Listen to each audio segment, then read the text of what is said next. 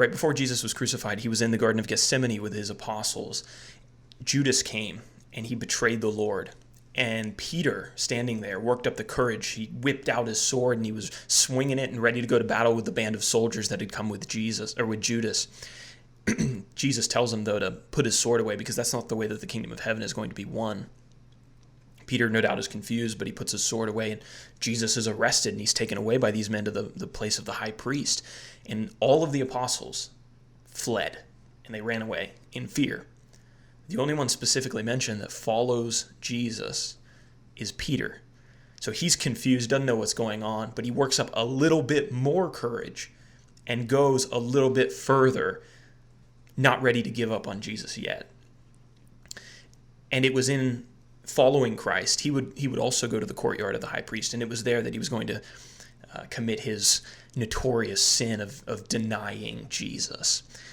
And we often give Peter a really hard time for that. But as I was thinking about this situation, I was thinking, who would I rather be? And who would God rather me be?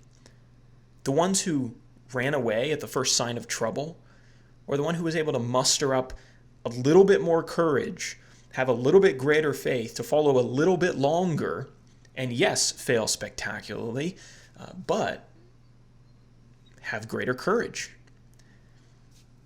Why is it that we're so hard on Peter, and then the other ones kind of get off like scot-free? Nobody puts their name down in a book for everyone to remember for all time, at least not the way that Peter's sin is written down. Why is Peter singled out? Why are we so quick to point our fingers at him and be like, oh, I don't want to do that?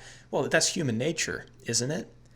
If you quit with the majority, when you quit when everybody else says that you should quit and they're quitting because things are getting a little bit difficult, you're not going to be singled out. Right? You're just going to be one of the many who gave up back there. But if you're one of the only ones, maybe the only one, to muster a little bit more courage, to go on a little bit further, to step out a little bit more in faith, guess what? You're out there on your own. And people have a tendency to look at those people and be like, I told you so, and I know you shouldn't have gone out there, had that greater faith. Look what happened in the end. Their sins are often highlighted because they're out there alone. But like Peter walking out of the boat into the water, he fails, right? Just like in this situation. But his faith is admirable. Why? Because the others were back in the boat. And here again, we see we see Peter having a little bit more courage, a little bit more faith than the others. And yeah, he failed along with the others in the end. But who would you rather be? Who would God rather you be? So maybe rather than always looking at Peter as if, he's the giant failure of this situation, maybe he's actually the one who Jesus wants us to look at. And yeah, he failed. He messed it up big time. But at least he tried.